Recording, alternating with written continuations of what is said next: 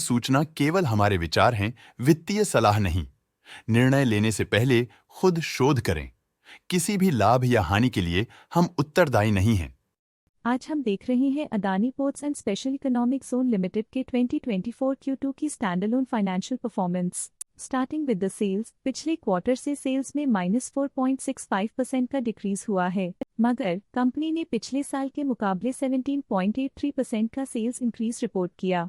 Expenses -35.47% quarter on quarter decrease हो गए हैं, जो साल भर का -36.81% की डिक्लाइन के साथ अलाइन करता है। एक्सपेंसेस में डिक्रीज अच्छा है, लेकिन सेल्स में डिक्रीज निराशा की बात है। ऑपरेटिंग प्रॉफिट, जो पिछले साल के कंपैरिजन में 85.85% up high quarter on quarter around 19.52% increase हुआ। Operating profit margin OPM annual basis पे 25.71% से इंक्रीज हुआ है, मगर क्वार्टरली ऑपरेटिंग प्रॉफिट मार्जिन 14.2% से इंक्रीज हुआ है। एक्सेप्शनल आइटम्स को ऐड करके अदर इनकम पिछले क्वार्टर के कंपैरिजन -36.55% गिर गई, बावजूद इसके की ईयरली ग्रोथ 29.89% है। इंटरेस्ट एक्सपेंसेस पिछले क्वार्टर से 17.76% अप हुआ, लेकिन ईयर ओवर ईयर इंक्रीज 24.65% है। डिप्रिशिएशन कॉस्ट्स में क्वार्टरली -0.4% का डिक्लाइन देखने को मिला और ईयरली बेसिस पे -1.42% का डिक्रीज देखने को मिला। प्रॉफिट बिफोर टैक्स एनुअली 178.6% बढ़ा, लेकिन प्रीसीडिंग क्वार्टर से -20.15% डिक्रीज हुआ।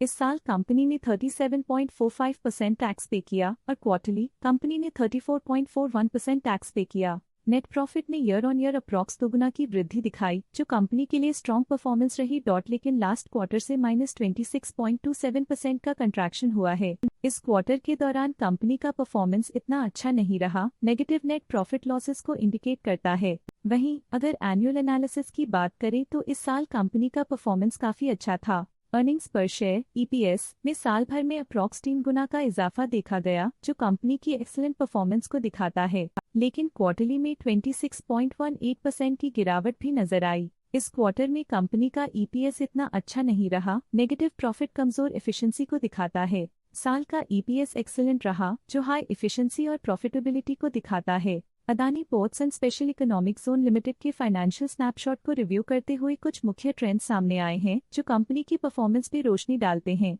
सितंबर 2021 से सितंबर 2024 तक Adani ports and special economic zone limited की फाइनेंशियल जर्नी में सबसे पहले बात करते हैं सेल्स की। सितंबर 2021 से सितंबर 2024 तक Adani ports and special economic zone limited की सेल्स में उतर चढ़ाव रहा, जो 4798.31 करोड़ से बढ़कर 7543.26 करोड़ हो गई।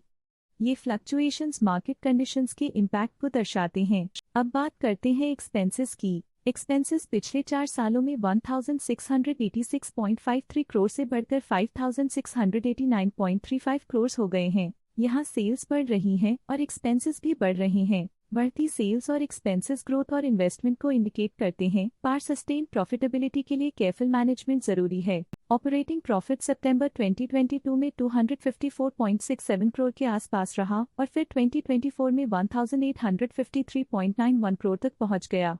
ये दर्शाती है कि कंपनी अपने ऑपरेशनल कॉस्ट को कंट्रोल में रखने में सफल रही है, लेकिन ग्रोथ को पुश करने में थोड़ा और एफर्ट लगाना होगा। नेट प्रॉफिट में फ्लक्चुएशंस भी देखी गई हैं, जो पिछले कुछ सालों में -801.8 से 793.21 करोड़ हो गया और इस साल 2496.52 करोड़ हो गया। ये कंपनी के एक्सीलेंट परफॉर्मेंस को इंडिकेट करता है। कुछ पीरियड्स में EPS में भी फ्लक्चुएशन देखी गई है, जो कभी 11.55 के आसपास रहा और कभी थोड़ा इम्प्रूव या डिक्लाइन हुआ। ये इंडिकेट करता है कि कंपनी को अपनी अर्निंग्स को स्टेबल रखने के लिए कंसिस्टेंट एफर्ट्स की जरूरत है। ये positive performance Adani ports and special economic zone limited के लिए एक इनकरेजमेंट है, जो कंपनी की इफेक्टिव स्ट्रेटेजिक प्लानिंग और फाइनेंशियल मैनेजमेंट को हाईलाइट करती है और ये दर्शाता है कि अगर ये मोमेंटम बरकरार रखा जाए तो आने वाले समय में और भी ज्यादा ग्रोथ और स्टेबिलिटी हासिल की जा सकती है। अब नजर डालते हैं Adani ports and special economic zone limited के स्टॉक रिकमेंडेशन पे। इस स्टॉक का करंट प्राइस 1361.5 रुपीज चल रहा है। मोतीलाल ओसवाल ने स्टॉक की बाय रिकमेंडेशन दी थी।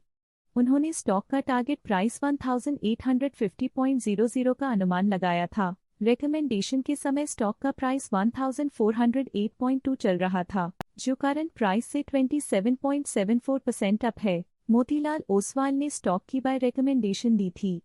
उन्होंने स्टॉक का टारगेट प्राइस 1850.00 का अनुमान लगाया था। रिकमेंडेशन के समय स्टॉक का प्राइस 1590.15 चल रहा था, जो करंट प्राइस से 21.79% अप है। फंड्स इंडिया ने स्टॉक की बाय रिकमेंडेशन दी थी। उन्होंने स्टॉक का टारगेट प्राइस 1757.00 का अनुमान लगाया था। रिकमेंडेशन के समय स्टॉक का प्राइस 1469.3 चल रहा था, जो करंट प्राइस से 15.67% अप है। मोतीलाल ओसवाल ने स्टॉक की बाय रिकमेंडेशन दी थी।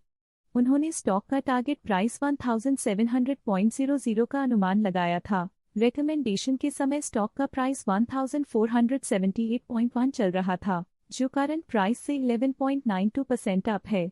हेम सिक्योरिटीज ने स्टॉक की बाय रिकमेंडेशन दी थी।